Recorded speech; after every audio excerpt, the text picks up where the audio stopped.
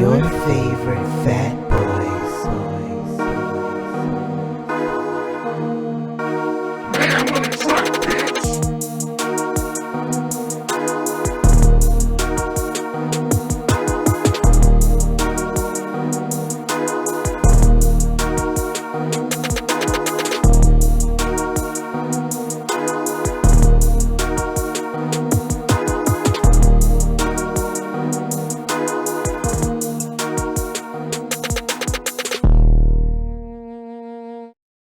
What's up, everybody? It's your favorite fat boy, Jarron. Stefan, a.k.a. Mayhem, a.k.a. the Black Moses, a.k.a. the new Negro. The new Negro? The new Negro. So we already had some new ones. I'm the newest. There you go. What's up, everybody? We're doing a little something different here about our setup. We're doing, I guess you can call it remote podcasting. Because Jarron just had ass surgery. You got to tell everybody that. Edit that out. I'll think about it. Matter of fact, start over. So, yeah, I was out for a little while. I was out for I was in a week in the hospital. They had to run some testing on my heart. And also had a small surgery as well last Friday. So I am recuperating at home. So said Jarron went and got that new ass that all you women been hoping for. Really? We gonna do ass jokes? Edit it out. So, but I had an infection in a very peculiar place. They had to remove it. So, yeah. But I'm glad, I didn't put anything on social media just because I don't like to. I keep certain things to myself, of course, and I don't necessarily want a pity party. If I reach out to you, I'm letting you know, like, hey, this was going on, and you say a prayer, and I appreciate it, or just to, talk to me, kind of give me some confidence, take my mind for things was going on. So something that Stefan doesn't do too well. Hey. I picked you up from the hospital, goddammit. You did. I appreciate that. But to tell you to check on me. But did I follow through with it, though? Did you? Well, I didn't check on you. No, you did. The answer is yes. When I woke up from the surgery, I saw you did text me, so. Yeah, the answer is yes. Thank you very much.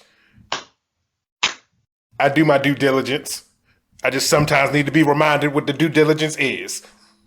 20 years of friendship. Hey, you're going to have to get over that. I should remind you. You're going to have to get over that. All right, what are we talking about today? So today, I guess, is about it being it's the 27th.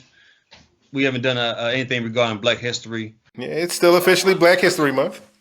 Yeah, so Black History Month. So I wanted to touch on the film Judas and the Black Messiah that came out earlier this month as well. We both watched it, so I had a couple things I wanted to ask you, some things we can touch on to see how how the film was. So I'll give our review of the film pretty much, and what we left with after watching it. Okay. Yeah, it was definitely I would say it was a good movie. Said I thoroughly enjoyed it, and you can definitely tell that Daniel Kaluuya, he's trying to get that Oscar. Yeah. Yeah, I enjoyed the film as well. To piggyback off what you said, that he selects. You can tell he's very selective of his roles. He's not just playing any old body. Right. And I think that helps him. We've seen him in Get Out. We've seen him in a couple other films after that, and it's like now he's stepping forward into that male leading role, like that kind of like that top pick conversation. Yeah. So and definitely. Him and LaKeith Stanfield were going all in this movie to portray these two real life characters. So what you think about LaKeith Stanfield's performance in this? Oh, I mean, the thing that I would always say about LaKeith Stanfield is he always falls into a role. He's always rather impressive to me. Every movie that I've seen him in, even from The Get Out to Sorry to Bother You, anything that he's doing, Atlanta, anything that he does, he always falls into the role. So he definitely encompassed the conflict that this particular character was having and doing what he was doing to save himself while actively being traitorous to people who was looking out to better people that his life and his community. So yeah, I definitely was impressed with his performance. Yeah, as an actor, I think he's a really good actor. Like I enjoyed him in Atlanta, and I enjoyed seeing him in different roles. I think when I see him do interviews, though, he kind of goes a little far left for me. But I think that's just that he just showcases his personality. Oh yeah. He's a weird person. In and of himself, he is a weird person, but his acting is always top notch. Yeah, so I don't hold that against him. You know, and his art is his art. Who he is outside that, that's who he is. I know I've seen a lot of comments. People were saying that they were upset at him. I guess, you know, either for portraying such a good role, you know, or giving a good performance, given what who that character was in the movie. Right. And it's like, you know, but that's not him. It's just him acting. Well, you know, that's the sign of a good performance. Think of like the kid who played Joffrey in Game of Thrones. Before his character died in that series, people hated that kid because they hated the character because he portrayed that character so well, even though the character he played isn't indicative of the person because you played the role so well. Right. So yeah, that's understandable. That's high praise right there. Yeah, it's a big form of flattery. I know it's probably other characters I can't think of. I know you didn't watch The Wire like that, but one of the characters on there, he played a crackhead. His name was Bubbles. Right. And the actor who played him, he told a story about how he was at a HBO party and he bumped into Mark Wahlberg, and Mark Wahlberg came up to him and said, "Hey man, don't you mess this up? You know, you got a good thing going here. You know, you got a second chance at life. You know, you better do right by it." And the actor was kind of taken back, like, "Wait a minute, you really think I'm a crackhead?" And he's like, "You're not?" He's like, "No, I'm an actor." He's like, "Oh, I thought, to them the show looked so realistic and they played such right. Put so much realism into those roles." Yeah, you had to be playing that role from personal experience because you did it so well. Right. Apparently, he must have had a personal experience as a crackhead, according to Mark Wahlberg. According to Marky Mark, what was a big takeaway that you got from the film itself? Did you learn anything new regarding maybe the Black Panthers or maybe something about Fred Hampton? Well, this is a topic that I've thoroughly researched years ago, so nothing was new to me. Now, granted, because this is a dramatization of events, they definitely put in a more personal touch into the characters that you wouldn't really get from reading history. So, there was that. But as far as the Black Panther Party, Fred Hampton, this particular incident that occurred, this was all stuff that I had researched many, many years ago. So nothing was really new to me. Mm-hmm. Well, I would say for me, I knew a little bit about Fred Hampton. I knew a little bit about the Black Panther Party. What's his name? Bill O'Neill. Bill O'Neill's character and what he meant to the party. That was all new to me. So I enjoyed learning more and then also researching more about what the Black Panther Party did more, because I think just like what I knew back on top of my head was that they were providing breakfast and lunch to the communities for the children there. Yeah, they had daycare programs, community outreach. They were doing community outreach. Yeah, so that was something that I was like, oh, okay, I didn't know that, and I want to learn more about certain parts of our history, but that also makes me a little upset because it's like they take stuff away from us. Either they killing us or they throw us in jail for something petty, and it's things like that, and it's like, well, if we're trying to uplift our community, why is that such a problem? I mean, think of it like this way. At one point in our history, in the history of United States of America, Martin Luther King, according to the FBI, was the most dangerous man in the country. Right. The man talking equal rights and treating black people and all minorities with respect and equality was considered the most dangerous man in America. So anybody that's looking to unite the people and uplift and uproot the status quo, the social norms, is looked at as dangerous and they need to be stopped. So when black people want to do it within their communities, they need to be stopped. I mean, if you look at the history of America, the amount of race riots, I do quotes because they were just massacres of various groups, various minority groups by white people because they were having a come up. It's ridiculous. There are just several times that this occurred. Yeah, absolutely. And to know that, you know, Fred Hampton, he was only 21 when he was killed. I thought he maybe like 20 to 23, but he was a fairly young man. Yeah. And they I think during the film, was it during the film? Or I might be confusing the Panther movie itself that Mario Van Peebles did. But I think, you know, because they had Martin Luther King had got assassinated sometime during this time, or like I guess in the Judas and the Black Messiah movie, this happened before. Yeah, it happened before. Like he was assassinated before like he started like kind of like on his revolutionary rollout. So you have Martin Luther King that's been assassinated, Malcolm X got assassinated, yeah, and now they're targeting, you know, Fred Hampton because they don't want an uprising, pretty much. Right. Yeah, it's the worst thing that the powers that be can have are the dregs of society uprising and looking to have a better way of life. Because if I have you in a position where I can exploit you for everything that you're worth and I don't have to offer you anything, I don't want to change that. One thing I liked about one thing that stuck in my mind about the film is that towards the end, when the Crowns had offered him, gave him some money to kind of go, you know, to flee the country and go somewhere overseas. Yeah. And I don't know how much it was. It might have been maybe 10 grand or so. But they offered him this money and they were talking about, you know, what they, you know, how they're going to get him, you know, pretty much, you know, out of the country and everything like that. And he's like, no, ain't no point in running. You know, he said, well, it's a 5-year bid. I can do that. He did 2.5 years, I think, you know, what you know, I think what the film showed. And then he gave the money to one of his comrades and said, you know, go ahead and open up the medical center. Right. Yeah, I was just like, because that was a very selfless act. That like, you have your woman who's pregnant, about to. Well, I think she gave birth like maybe like so many days later after all this had happened. But it's like, do you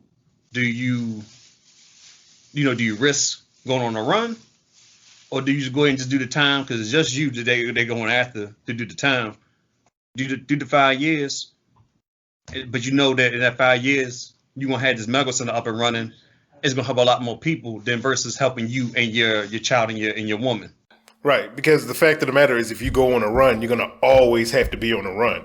It's gonna be hard to be the front runner of your movement if you have to always evade the police and evade the U.S. government. So, you know, that was just a conscientious decision that just made the most sense. Yeah. So it shows you, you know, he was a stand-up guy. He was smart about his decisions because he knew what if he did ultimately affected others around him as well. Right. And it's like kind of what my dad always says, it's a ripple effect. So, like you said, if you want to run, he's going to always evade the police. But he do the 5-year bid. You know where he's at. You know that he's serving his time. You know his woman, his child are, you know, safe for the time being. They're out of harm's way in the sense they're not being talking about the police, of course. Right. So that was just it was like, okay, it made me see him in a light like, okay, like he wasn't just, you know, it wasn't all show. When he wasn't speaking those rallies, you know, he also stood when he was just by him, when he was around his comrades, he was still the same person.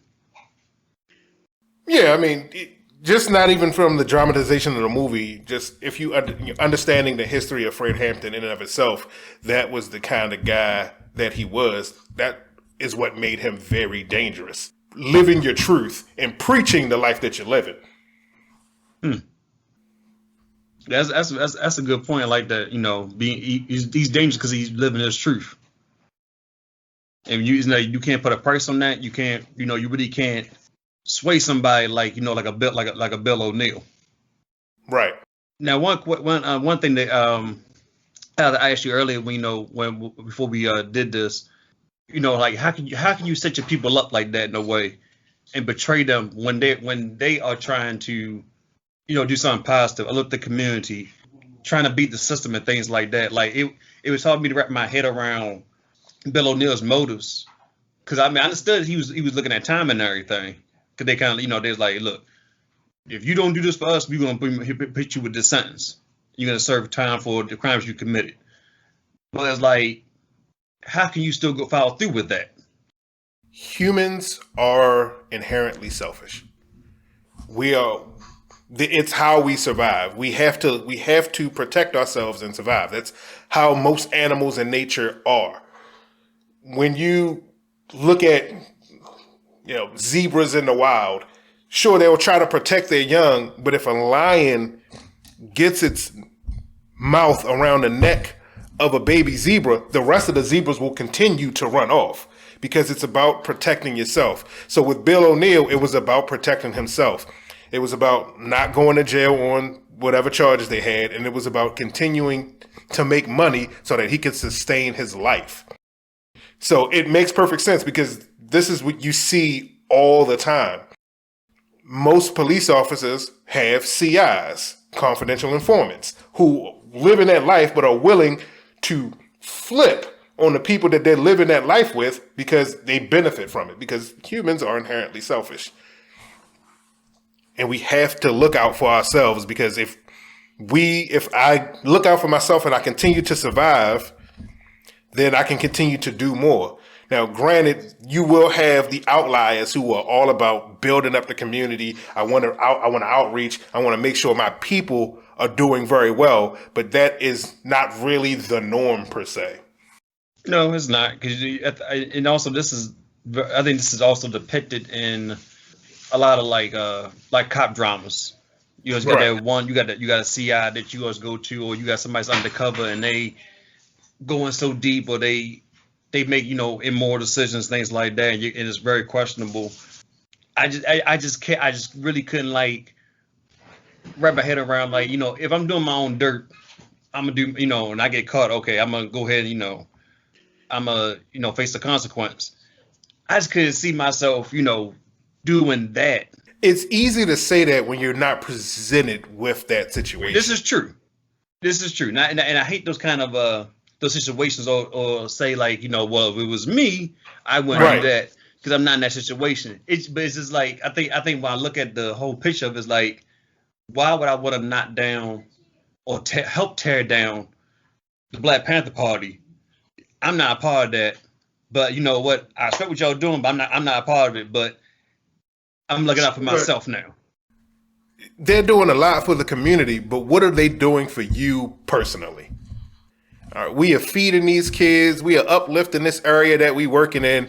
But what are they doing for you personally? I still have to go home. I still have to live in squalor. I still have to live in a dangerous neighborhood that's outside of the area that we working in. What are they doing for me personally that would make me want to not flip on them if given the opportunity? That's a good point. What are they doing for him? And one thing I remember about the film is that when they had that scene where they had a shootout with the police, he said he's going up to the roof and everything, and he did, and then he came back down, and then the woman and the man, they were shooting out the window. They eventually get locked up and everything, and you don't see them for the rest of the film after that. But but if they had given the opportunity to come back in there, they probably would have told somebody hey, we can't trust him. I mean, possibly, but you said if just the semantics of the scene, they would not have known. Said maybe he was able to get away within the shootout, but they were inside the building, so they didn't. So they wouldn't have had all the information to say that, oh yeah, we can't trust him. So a last question regarding the film, well, probably one more. Have you ever gotten angry or upset learning about a history, watching these type of movies? Not so much from watching these types of movies, but from learning about history. The further back you go in history, especially in American history, in concerns to blacks and other minorities, because the native indigenous people had a bad way to go. And you look at the amount of death and destruction that was forced on specific groups of people for the advancement of this country, it made me extremely angry. And you don't get a lot of that because a lot of those subjects don't get touched on in movies. There are a few movies like Rosewood and some other ones, like Roots, that touch on a lot of this stuff, but there aren't enough of them. But when you read history, and I've looked at a ton of history because I always had a thirst for knowledge, and then you see all of this stuff, it definitely made me angry quite a few times. Yeah, it makes me upset too, and I found myself like getting upset about more so. It's like it's pretty much how they treat us and have treated us, and it's like, well, why? Why? After 400 years of slavery, you okay, we're free, but you don't give us no kind of support, and then you give us Jim Crow, and then you segregate us, and then we have to fight for civil rights. It's like damn, like we did, you took us from our land, you enslaved us, and we're not asking for a handout, but it's like, can we have something to kind of to build our own? And the more I learn about history, it just like I try like certain instances that may have happened in my employers over the years. I try not to look at that, or that's a racist, that may be racist, or they might have overlooked me because I'm black. I try not to look at it that way when it happens, but when I think about certain instances, I think about, well, dang, maybe what's some hidden racism there, and it just makes me think more. I don't say get paranoid, but it just makes you think like y'all had this system, y'all had these things in place where it's really hard for someone of color to advance sometimes, and that's upsetting because like it's 2016, 17, 18, 19, 20, 21. Why are these things still in place? Why is it still happening? But I enjoy learning about our history. It's just, sometimes it does it's like overwhelming because you learn about how dirty they did us. So the thing about it is, this isn't new as far as history goes, and it's not just a black thing. Like, granted, right now it's a black thing, but it's not always been a black thing. Because if you look at even in American history, the Irish were looked down upon. The Dutch were looked down upon. Anytime a new group of people came over to the country, the people in power always looked down upon. And the people who are already here look down upon them because they look at like they're trying to take over. And that's the same thing that happened with black people when the slaves were freed, and now you got all of these new people looking for new opportunities. The people who are already established, oh shit, they're trying to take over. It's the same type of rhetoric that happens in politics with illegal immigrants. They're trying to take over. So it's not new, and it's not just focused on black people, because it's happened to quote unquote white people before they expanded what white was, because they did it to the Dutch, they did it to the Irish, they did it to the Asian folks who came, the Japanese who came over. This is not new. It's always the people in power want to keep the status quo, and they convince the people below them that these new people or this other is trying to supplant you, and you need to do something about it. So it's going to always happen. So I don't know at what point in time when it's not going to happen, but from way, way back in history until now, it's constantly happened. So I don't ever see it changing. Unfortunately. Right. This type of movie, would you watch? I know you're probably going to watch it again, but I guess like how soon would you watch it? I mean, I always watch these kind of movies. I'm a huge cinephile. So this type of movie, biopics, movies about history, that's the kind of shit I love. Because again, one of my favorite genres of books that I like to read are historic nonfictions. So this kind of movie just kind of resonates with me. Yeah, I'll probably watch it probably like in a couple months. Because I did watch the PBS. I was on the prize. I saw that when it first aired many moons ago. Yeah, Yeah, I went back and found it on YouTube. That part of it is, I think it's 30 minutes. I don't know how. I think it's like a huge. Yeah. There's tons It's of. kind of broken into parts. Yeah. Yeah, so that's that. What this one part of it is like maybe 30 minutes long, and they just talk to Bill O'Neill a little more, and get like kind of his perspective on things, and they touch a little bit more on like some of the overall events that happen in the film itself. So I would recommend anybody that, if you can find it, watch it. It gives a little more insight to Bill O'Neill itself post Fred Hampton's death and everything. Because they did interview him directly. Yeah. And I didn't know he had killed himself after that documentary that. Yeah, that was actually. I mean, I knew that he killed himself, but I didn't know that it was directly after the documentary had aired. That was some new information for me as well. Yeah, I thought that was crazy. I guess I don't know. I guess it might have been guilt ridden what he he did for so long, and I don't know if he got hate mail or not, or people found out about what he did, things like that. Yeah, I mean, after that documentary, all of that was going to come out. Who knows what would have happened anyway? Yeah, but a good film nonetheless. I'm glad he was able to put. I'm glad that this type of film has come out, and I look forward to seeing what else Daniel Kaluuya will do next. Right. Giving us a good performance. So on a lighter note, since we're talking about films, I sent you a question. Name your 5 top Black films, and 1 being comedy, 1 being action, 3 being autobiography, 4 being a hood classic, and 5 being a romance. See, when I first read that question, I started to think, I mean, what you mean by Black film? Is it just starring Black people? Is it Black directed? So what makes a Black film? Oh, Black cast? Okay, just a Black cast. All right. Then. All right. Then my list is going to shift slightly. Okay. So I'll go ahead with the first one. So there's no particular order. Right. I was just thinking like what's your favorite? I guess like your favorite out of all these topics here. So my favorite comedy, I would go with Life. Okay. Martin Lawrence and Eddie Murphy. Okay. I mean, I like Life. It's pretty funny, but it definitely wouldn't be in my top for a Black comedy. What would you have? For that one, it was a toss up between Coming to America and I'm Gonna Get You, Sucker, and Coming to America kind of edged it out.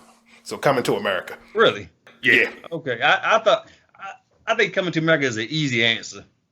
A great film. It's fucking hilarious. Yeah, a great film. I just think it's an easy answer for a lot of people to say, what's the best Black comedy? You're going to say Life. You're either going to say Coming to America, I'm Gonna Get You, Sucker, or Harlem Nights. I think one of those 4 somebody going to say.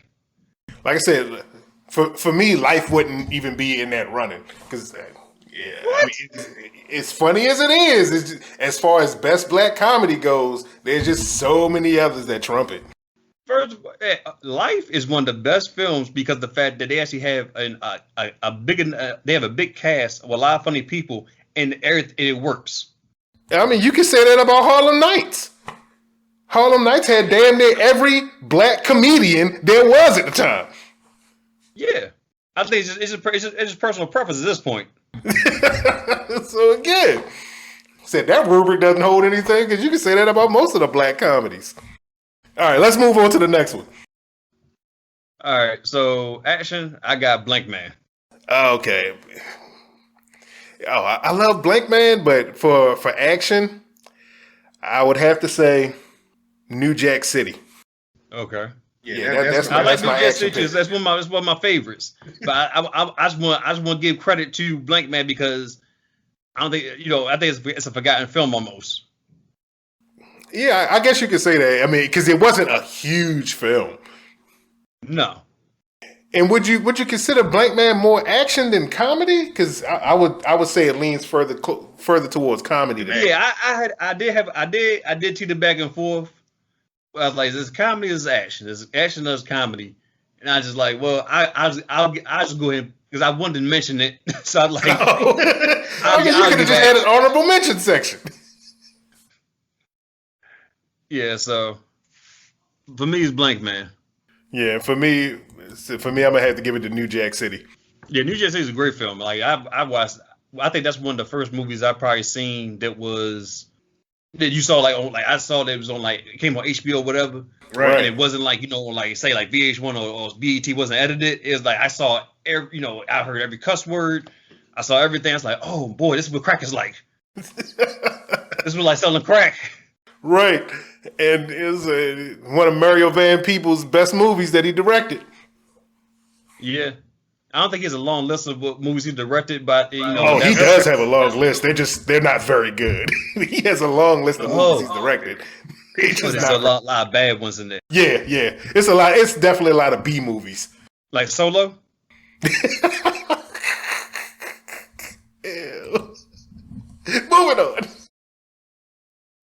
So Autobiography, I put Ray as my answer with Jamie Foxx.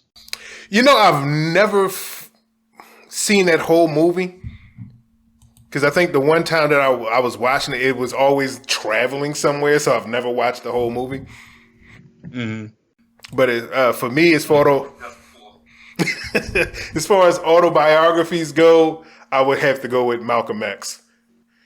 Yeah, it was a toss-up between Malcolm X and Lean on Me, but Denzel Washington performance trumps Morgan Freeman's and Lean on Me. So yeah, Malcolm X. Lean on Me was a yes, it is. Yeah, it's based on an actual person.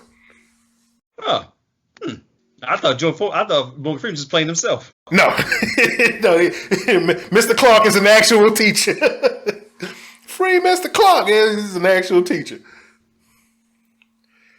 Yeah, so Malcolm X kind of edges out Lean on Me on that one. So yeah, Malcolm X is my favorite black autobiography. I like Malcolm X. I probably it seems like I watched that maybe once every 2 years. But when Ray come on, it's like I'll sit down and watch Ray because I just like I like the performance overall of Jamie. About it, yeah. And Ray got music. them music scenes is tough. Right. All right, so Hood Classic, I got Paid in Full, which you have not seen. That movie that I have not seen, and I kind of refuse to see it. You better go ahead and watch it. You ain't got nothing better to do. I always got something better to do to watch Paid in Full. I'm going to trump your Paid in Full, and I'm going to raise you Boyz in the Hood. Man, boy, that's an easy Hood Classic movie. I can't take nothing away from Hood. I can't take no away from Boyz in the Hood. I can't. The performances were great. The story was great. It's a coming of age film. It's very relatable from what was made in 92, 93. Yeah. Motherfucking John Singleton, baby. Yeah. God rest his soul. Paid in Full, I just think that's just a tough movie. When the character, he starts off, humble. He working a modest job at the dry cleaners, getting paid a regular job. But he sees his best friend is hustling and, pulling up in BMWs, looking real fresh and everything with the jewelry and everything. He doesn't get into it until his best friend gets locked up. He somehow gets messed up in the drug game. So just Goodfellas. Yeah. All black people. But Paid in Full is actually based off real characters in Harlem. Was it Richie Porter? Alphonse? I can't think of the guy's name. AZ? I can't think of the guy's name off the top, but this is actually based off real characters in Harlem. I mean, one of these days I'll actually sit down and watch it. You're going to watch it. One of these days. You're going to watch it. So, but yeah, that to me that's what, again, this is personal preference, but this is one of my favorite films. And this is one of Cameron's. Cameron doesn't have too many acting roles, period. As he should. He played this role extremely, extremely well. Okay. I'll have to take your word for it. Yeah, I said, he doesn't have too many acting roles. And this is also not it's a hood movie, but it's not like a B-class movie. You got Mekhi Phifer in here. I forgot who the director is for this film, but it's legit. It's not like Shotters. You've seen Shotters. You've seen Shotters. Yeah, right? I've seen that. What you trying to say? Shotters was not that good of a movie. Okay, I'm not saying that it was, but I'm saying what you trying to say. It's not on that level. He said one of these days I'll sit down and watch it. All right, so you said you said Boys in the Hood. Get taken away from that. So romance, I got A Thin Line Between Love and Hate with Martin Lawrence. Yeah, for this one, man, it was kind of difficult for me to pin down what did I think was a good black romance movie, because I wanted to say Jungle Fever, but if we just went main black cast, then that kind of excludes Jungle Fever because white lady. So I'm gonna go with Love and Basketball. Okay. If only for the scene at the end of the movie where he jammed on that one.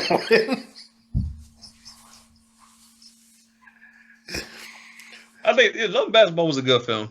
Right, yeah. I thought so too. Yeah, I don't have no problem with that. Like recently, it's like come up with a lot of people saying this. Oh, it's not as good as people may think it is. But like, I mean, it's a fairly well told story. Oh yeah. The acting is good. You know, I don't see what the hang up of it now is. I think when there were a lot of black films coming out one period of time, I think Love and Basketball is better than Brown Sugar. Yeah. I didn't really like Brown Sugar, honestly. It's not a bad movie. But it does nothing for me. I try like Brown Sugar, but that just seemed it's something about that. It just seemed not real. Like, you know, in the writing room, they're like, yeah, go with that idea. And it's like, you sure? Like, yeah, that'd be good. It just seemed like it just I don't know. A sense of, I guess, realism is not there. Yeah. I mean, it's still. I picked Love and Basketball, but I still wanted to pick Jungle Fever. I'm just gonna put that out there. I ain't got no problem with Jungle Fever either. Oh, if that's the case, then I'm trying to just follow in the rubric that we created for this list. So yeah, Jungle Fever. That's you wanna. You know, I have no problem with that. You know. The Jungle Fever it is. Between Love and Hate. A Thin Line Between Love and Hate is just one. I think it's one of Martin's best. One of his best films. And you know, this story is, I think it's something that, you know, you can. It's a timeless story. You know, guy's a player. His old love interest comes back into his life, but she's not giving no kind of play. So he's kind of waiting around to see, you know, if he has a shot or not. In the meantime, he meets this woman who is a challenge for him to kind of get. He ends up, you know, swooning her eventually, but then he brushes off or cuts off, to pursue the love he really wants. And then he ends up, you know, breaking her heart, the woman before, and then she, you know, pretty much wants to kill him and ruin his life. Well, you know, single white female type situation. Right. Yeah, like I said, you know, I take nothing from A Thin Line Between Love and Hate because I do love that movie. But I don't know if I would call it so much romance as far as a more of a comedy thriller type situation. A lot of these movies kind of teeter on these borderlines between comedy, action, or, you know, romance, comedy, things like that. So when I Google romance movies, this did come up. I guess if we gotta confirm the almighty Google, then I guess it works.